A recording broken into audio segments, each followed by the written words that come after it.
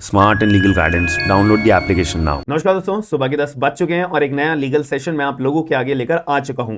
आज के सेशन के अंदर हम क्या क्या चीज समझने वाले हैं, पढ़ने वाले हैं, याद करने वाले हैं, इसके बारे में हम समझ लेते हैं। आज हम पढ़ेंगे सेंटर स्टेट का रिलेशन की कमीशंस, पॉवर्टी की जो इतनी भी हमारी कमीशंस हैं, मंडल की जितनी भी हमारी कमीशंस हैं, और अपना जस्टिस वर्मा कमेटी भी आई थी क्रिमिनल लॉ अमेंडमेंट के साथ में। इसके बाद में 2019 में भी जो हमारी न्यू एजुकेशन पॉलिसी के अंदर कमीशन लॉन्च करी गई है, इसके बारे में आज हम डिस्कशन करेंगे। सारी की सारी कमीशन जितनी भी बताऊंगा ना, बिल्कुल आंखें बंद करके आप सभी लोग ये चीज याद रख लेना, एग्जाम में बहुत ज्यादा काम आएगी, तो याद रखिएगा। और इसलिए जितनी भी हम आज की चीजें पढ़ेंगे ना, तो इसकी पीडीएफ आपको मेरे एप्लीकेशन गूगल प्ले स्टोर के ऊपर स्मार्ट एंड लीगल गाइडेंस के ऊपर बिल्कुल फ्री ऑफ कॉस्ट देखने को मिल जाएगी। तो आप लोग मेरा एप्लीकेशन जब डाउनलोड करोगे, फ्री स्टडी मटेरियल के ऊपर जाओगे, वहां पर आपको ये मेरी पर्टिकुलर पीडीएफ देखने को मिल जाएगी। दूसरी चीज, अगर जो लोग आईफोन यूजर्स हैं उनको जो है एक अलग एप्लीकेशन अपना इंस्टॉल करना पड़ता है, माई इंस्टीट्यूट ऐप इंस्टॉल करना पड़ेगा। जैसे ये ऐप इंस्टॉल कर लोगे, फिर आपसे ORG कोड मांगा जाएगा। ORG कोड होता है हमारा ZPOGS, बात खत्म।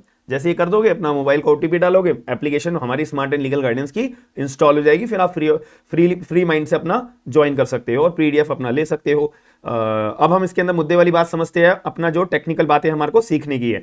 तो सबसे पहली बात हमने बात करी थी सेंटर और स्टेट के रिलेशन कमीशंस के लिए। अब प्रीवियस क्लास के अंदर मैंने आपको मतलब बताया था, डिफरेंस बताया था कि कमीशन का मतलब क्या होता है और एक कमिटी भी होती है, जो हम पढ़ेंगे ना। देखो यहाँ पे लिखा हुआ है कमिटी, ये कमीशन, दोनों में अंतर क्या होता है ये मैंने आपको ऑलरेडी बता दिया था। कमीशन जो है सरकार के द्वारा बनाई जाती है, कमिटी सरकार या एनी अदर पर्सन के द्वारा बनाई जाती है। कमीशन का अपना वाइडर स्कोप होता है, कमिटी का अपना लिमिटेड स्कोप होता है। कमीशन अपनी इंडिपेंडेंटली काम करती है और कमिटी जो है अपना इंडिपेंडेंटली काम नहीं करती।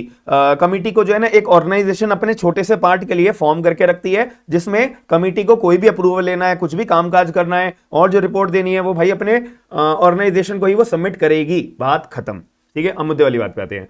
तो सेंटर और स्टेट रिलेशन देखो, अब यहां पे हमारा फेडरल सिस्टम आ चुका था। लास्ट क्लास में हमने सीखा था कि हमारा फेडरल सिस्टम भारत के अंदर आ चुका था और यहां पर जो है विलेजेस के अंदर भी डिसेंट्रलाइजेशन की बात करी गई थी, कमीशन फॉर्म करी गई थी। Balwant Rai Mehta committee, Ashok Mehta committee, and इसके बारे में हमने एक और पढ़ी थी LK सिंघवी कमेटी 1986 वाली, जिसमें रिजर्वेशन विलेज पंचायत के अंदर अलाउ कर दिया गया था। ठीक है, हमने ये चीज लास्ट क्लास के अंदर सीख चुके थे। अब बात आते हैं सेंटर और स्टेट के रिलेशन में। जब फेडरल सिस्टम आ गया है तो यहाँ पे सेंटर अपने कानून बनाएगी, स्टेट अपने कानून बनाएगी, तो इनका आपस में ना समझौता बना रहे, आपस में कोई लड़ाई झगड़ा ना हो और अपना कोई भी आर्बिट्रेरी ये रूल पास ना करे कि नहीं भाई मैं तो सेंटर हूं, मैं अपना कानून बनाऊंगा, नहीं मैं तो स्टेट गवर्नमेंट हूं, ये फेडरल सिस्टम हमारे भारत में, मैं अपना कानून बनाऊंगा। तो इन दोनों की मेली भगत अपना आपस में चलती रहे। तो इस चीज के लिए यहां पे जो है सरकारिया कमीशन 1983 सबसे पहली बार सेंटर स्टेट रिलेशन के लिए अपनी बनाई गई थी, ताकि सरकारिया कमीशन को एक कामकाज दिया गया था कि भाई तुम जो है ना स्टडी करके बताओ कि सेंटर स्टेट रिलेशन के अंदर हम कौन कौन से कानून ऐसे बना सकते हैं जहां पे इनका समझौता बना रहे, कोई भी अपना एक दूसरे से नाराज ना हो और अपना कामकाज अपना प्रॉपर तरीके से हम कैसे चला सके। इंपॉर्टेंट क्वेश्चन आता है एग्जाम के अंदर, सरकारिया कमीशन हमारी कब आई थी? 1983 में। कौन से एरिया को डील करने के लिए आई थी? सेंटर स्टेट रिलेशन को डील करने के लिए। बस इतनी ये चीज याद रखनी है। फिर सेंटर स्टेट रिलेशन के बाद में जब सरकारी कमीशन आई, वहीं उन्होंने अपना स्टडी करके दी, रिपोर्ट तैयार करके दी। फिर इसके बाद एक MM पुच्ची कमेटी एक आई थी, इनको भी 2007 के अंदर, तो इनको भी सेंटर स्टेट रिलेशंस का स्टडी करने का कामकाज दिया गया था। अब आपसे एग्जाम के अंदर क्वेश्चन आएगा, MM पुच्ची का जो कमेटी है ये हमारी कौन से ईयर के अंदर आई थी? 2007 के अंदर। कौन से पर्टिकुलर एरिया के अंदर इसको डील करा जाता है? सेंटर स्टेट रिलेशन के लिए। अब ये हमारा खत्म हो जाता है। तो सेंटर स्टेट रिलेशन में हमें दो कमीशन याद रखनी जरूरी है, सरकारिया कमीशन 1983, MM पुच्ची कमेटी 2007, दोनों ही सेंटर स्टेट रिलेशन को अपना समझौता बनाने के लिए बनाई गई थी, स्टडी करने के लिए। अब आगे चलते हैं। यहां पर जो है एक कमीशन है, एक कमेटी है, याद रखना। एक आता है हमारा के संथानम कमेटी, ये बहुत बार एग्जाम में पूछा गया है, ये भी बहुत बार पूछा गया है, ये भी बहुत बार पूछा गया है। जितने क्वेश्चन मैं बता रहा हूं बहुत ज्यादा रेलेवेंट है, याद रखिएगा। एग्जाम से पहले अपना ये 10 दिन पहले अपना नोट्स बनाना चालू कर दोगे, मत कर देना, ठीक है। इसीलिए मैं आज से आपको ये करा रहा हूं चीजें, ताकि एग्जाम के टाइम पे आपको बस रिवीजन में टाइम लगाना है। अपना नोट्स अपना अभी के अभी बिना आलस से प्रिपेयर करके रखो। सुबह 10 बजे रोज क्लास होती है, जो लोग सुबह 10 बजे ज्वाइन नहीं करते हैं ना, बहुत गलत बात है, याद रखिएगा। के संथानम कमेटी 1962 1962 के अंदर ये आई थी। एंटी करप्शन लॉज, यानी कि अब देखो भाई भारत धीरे धीरे ग्रो हो रहा था, नए नए विभाग बन रहे थे, नए नए डिपार्टमेंट बन रहे थे, तो ऑब्वियसली करप्शन भी थोड़ा बहुत बढ़ना चालू हो गया था। तो करप्शन ज्यादा से ज्यादा हमारे डिपार्टमेंट में, हमारे सिस्टम में ना फैले, तो इसके लिए हम क्या चीजें अपना क्योर करके रख सकते हैं, इसीलिए एंटी करप्शन नाम का एक अपना कानून बनाने के लिए यहाँ पे स्टडी का काम सौंपा गया था। किसको? के संथानम कमेटी को 1962 के अंदर। याद रखें, एग्जाम में क्वेश्चन आता है के संथानम कमेटी कब आई थी? 1962, एंटी करप्शन के लिए, ठीक है, स्टडी करने के लिए। अब आगे चलते हैं। अभी एक इंपॉर्टेंट क्वेश्चन आता है, सोली सबरजी कमेटी, ये बहुत प्रोमिनेंट पर्सन है, तो सोली सबरजी कमेटी जो है 2005 के अंदर का गठन करा गया था। क्यों करा गया था भाई? देखो अब यहाँ पे जो है ना, पुलिस के अपने रिफॉर्म्स के लिए, अब आपको पता होगा कि हमारे भारत के अंदर पुलिस एक्ट 1861 बहुत पुराना चलता आ रहा था, ठीक है। अब इसके अंदर जो है ये पुलिस वाले का जो ये एक्ट बनाया गया था, ब्रिटिशर्स ने बनाया था। ब्रिटिशर्स ने बस पुलिस के लिए एक्ट इसलिए बनाया था ताकि पुलिस को हम पावर दे सके, वो अरेस्ट कर सके, किसी भी व्यक्ति को अरेस्ट कर सके, किसी के साथ भी अपना कार्रवाई का चालू कर सके। ब्रिटिशर्स की ये सोच की वजह से इन्होंने अपना ये कानून बनाया था हमारे भारत के अंदर।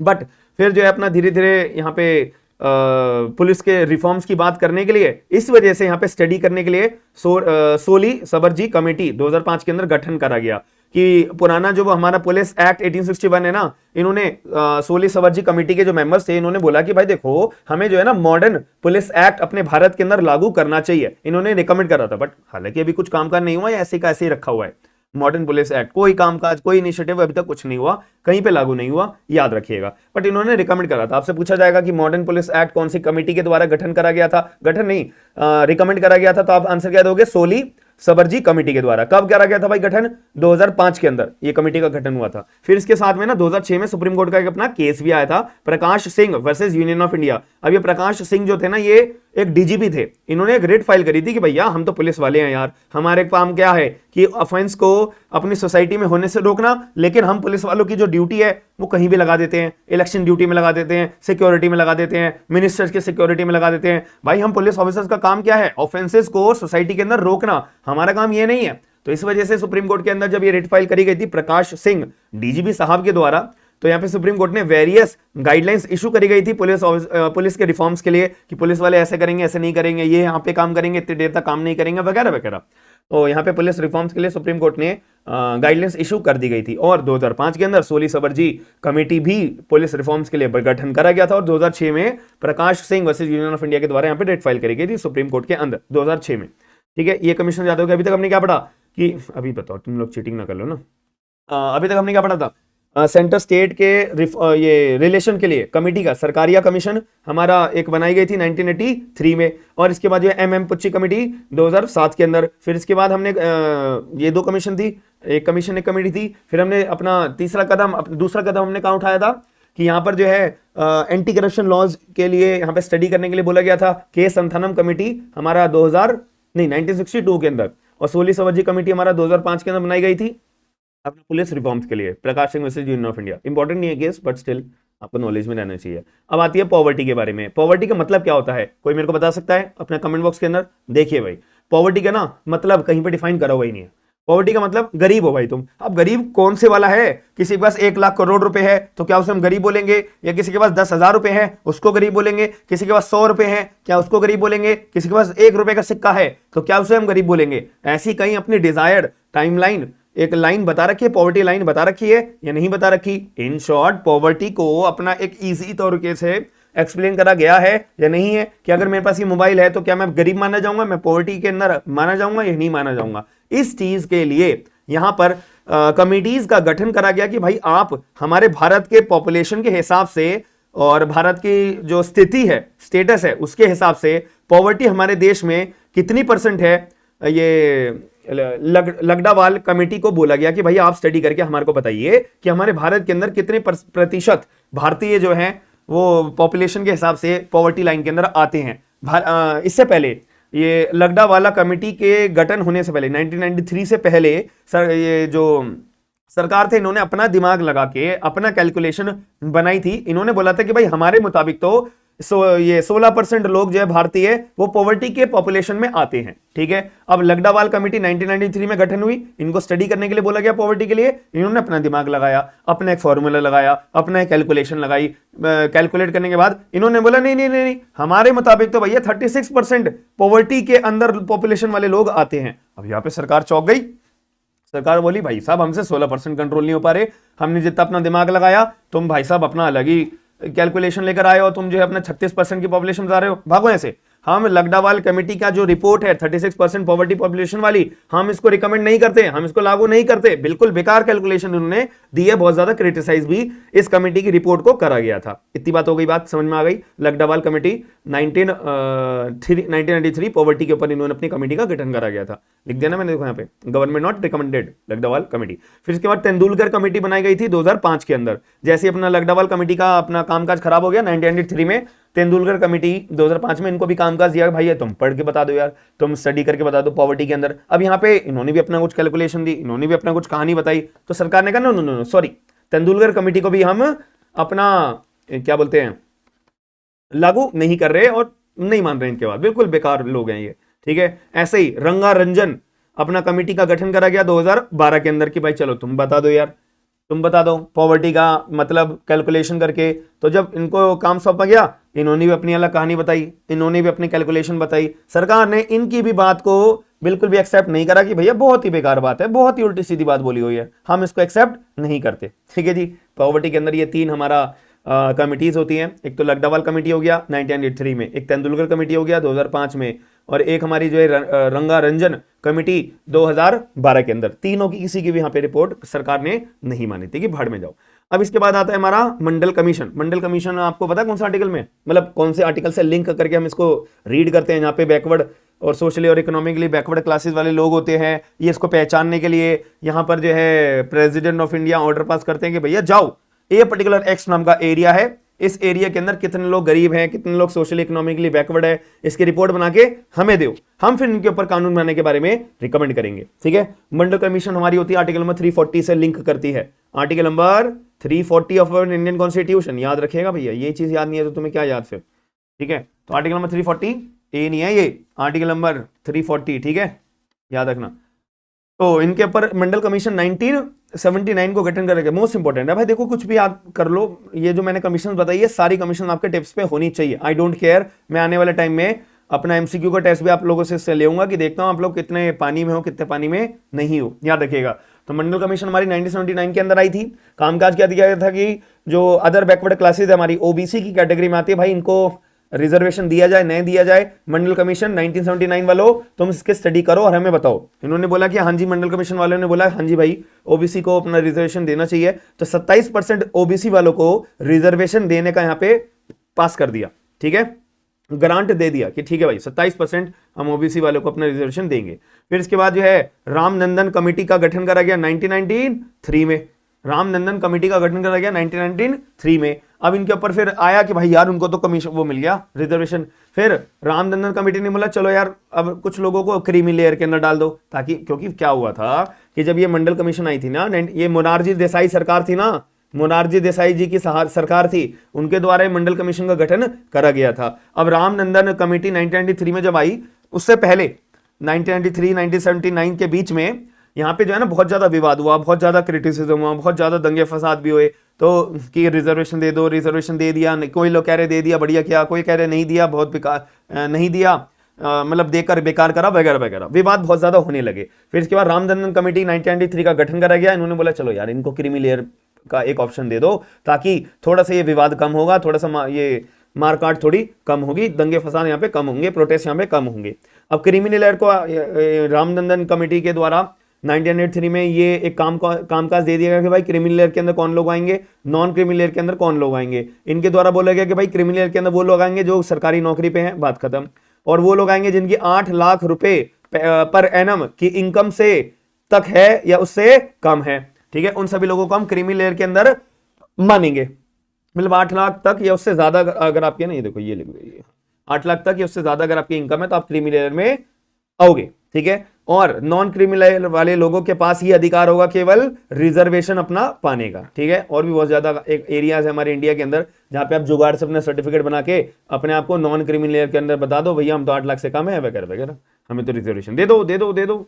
ठीक है जी, चलिए अब आती है हमारी बात लिंगो कमेटी। लिंगो कमेटी 2006 के अंदर बनाई गई थी। अब आप लोग देखते होंगे ना, जो हमारी सेंट्रल गवर्नमेंट की यूनिवर्सिटीज होती हैं, स्टेट गवर्नमेंट की यूनिवर्सिटीज होती हैं, यहाँ पे जो इलेक्शन होता है, स्टूडेंट इलेक्शन बहुत ज्यादा होते हैं और बहुत बड़े स्केल पे होते हैं। बहुत सारी मूवीज भी बनी है इसके रिगार्डिंग स्टूडेंट इलेक्शंस के लिए। यहाँ पर मुद्दे वाली बात क्या है हमारे को समझने की, कि जो student election in the universities हमारे को लाने चाहिए, तो ये लिंगो कमेटी ने अपना स्टडी करके एक ये सजेशन दिया था जिसको माना था।